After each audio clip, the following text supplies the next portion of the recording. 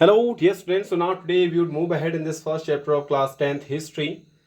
That is the rise of nationalism in Europe. So there we were talking the main heading that was making of nationalism in Europe. So different points we were discussing there. So in that one series, few more points today also we would discuss. So the first point today that we are going to discuss here is the universal suffrage. So how was the universal suffrage in Europe, especially in France? That we talk.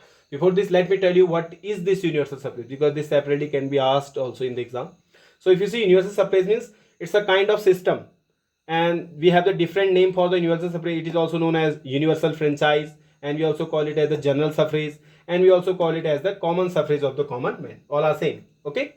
So universal suffrage is just it's a system where all the adult citizens, like we, okay, all the adult citizens have the right to cast their vote. Okay.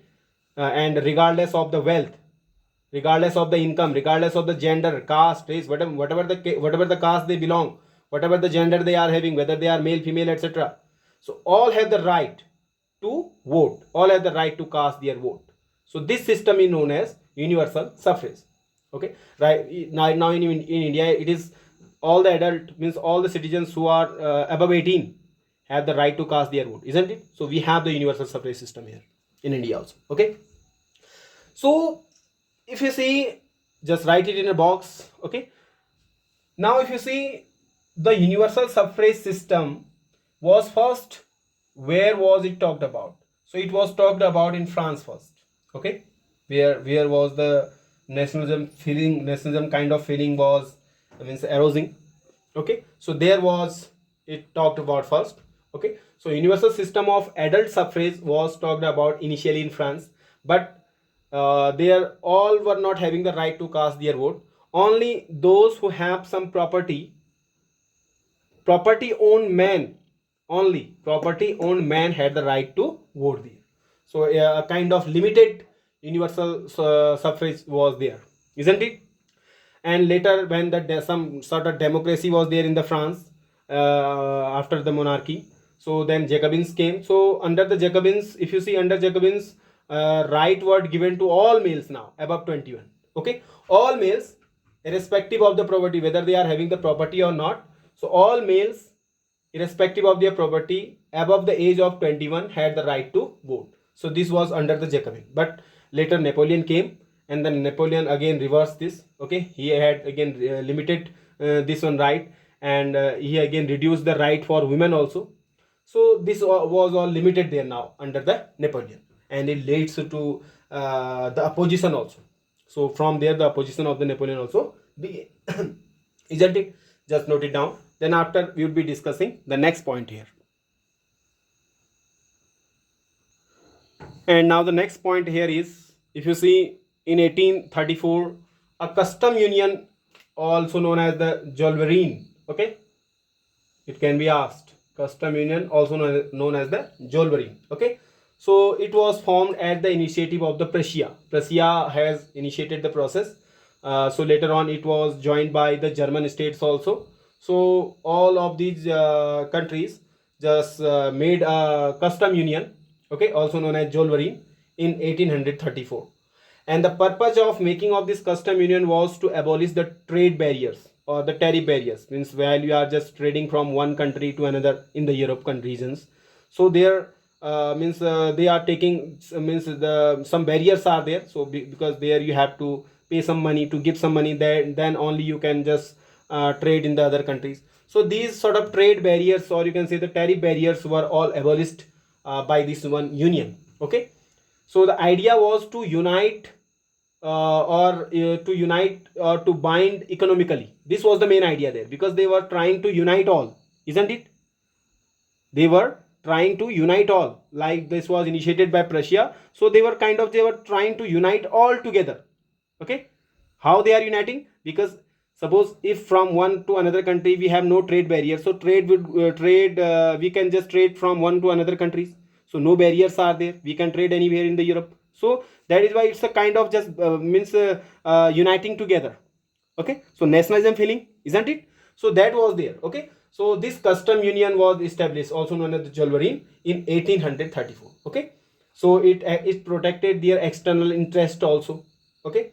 And the main thing that the custom union did was it reduced the number of currencies from 30 to 2. Earlier there were many currencies. Okay. The trade was there in many currencies there, so it was very difficult to trade then. So that is why all the currencies were reduced from 30 currencies to only 2 currencies were there later then. Okay. So this was the work of the custom union, which was formed in 1834. Okay. Note it down. So the next point here in this series is the conservatism after 1815. Now, if you talk about what is conservatism, so it also can be asked, what is conservatism? So conservatism is just a philosophy. Okay. So this one philosophy means it stresses on the tradition. Okay. Means it stresses that the old things should be there. The old things should be there. And if you are to change something, so the change should be very slow. Means the change should be the gradual change. The drastic change should not be there. If you are rapidly changing, so the conservatives are not going to support it. So conservatives, those who are following this conservatism philosophy, are stressing upon the traditions. Means they just trying to maintain their tradition, their customs, etc. And they are believing in the modernization also, but they are believing in the gradual modernization, not means a rapid modernization. They just believe in the gradual modernization, isn't it? Means they are just trying to maintain their old culture, etc. All things they are just want to maintain, and still they are promoting the modernization also. Okay, getting it? So this kind of philosophy is known as the conservatism. Okay, so conservatism is a philosophy that stresses on traditions, customs, and prefer gradual change. Okay, this also can be asked, you can write it. Okay, now if you see in the Europe also, the idea of conservatism was also prevalent after 1815, that is after the fall of Napoleon. Okay, so after the fall of Napoleon, there were some people, some certain sects of the people who are preferring the gradual change now. Okay, they want the monarchy also, and a gradual, means you can say modernization of that one also. So they are believing in that. Okay, so the idea of the conservatism was prevalent after the fall of Napoleon, that is means after 1815. So such ideas were also prevailing on those days, isn't it? So that is the next point. Means we are just discussing all the making of nationalism in Europe. Okay, how was the complete making of nationalism in Europe was there. So in the different points we are discussing it. Okay, just note it down. And the next point in this one series we are to discuss, that is the Treaty of Vienna. Okay, so that was signed in 1815 between Britain, Russia, Prussia, and Austria. So these are all the countries, they collectively defeated Napoleon. Okay, so the treaty was signed between all these countries. So under this treaty, the France has to give back all the territories which which the France has acquired. So France was to give all the territories back. Okay, are you getting it? Means the treaty was there to undo what happened under the Napoleonic Wars. Means whatever was happened under the Napoleonic Wars, so it was there to undo it. Okay, means previously whatever was there, it means the treaty was trying to restore it all. Okay, like the previously monarchies were there before the Napoleon. So again the treaty, under this treaty, they were trying to restore the monarchies again.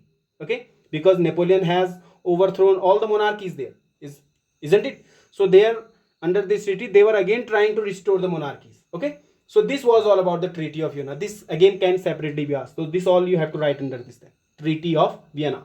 So this was signed between Britain, Russia, France, and Austria. Sorry, Britain, Russia, Prussia, and Austria. Okay, so these are all the countries who collectively defeated the Napoleon, isn't it? So that is all for today.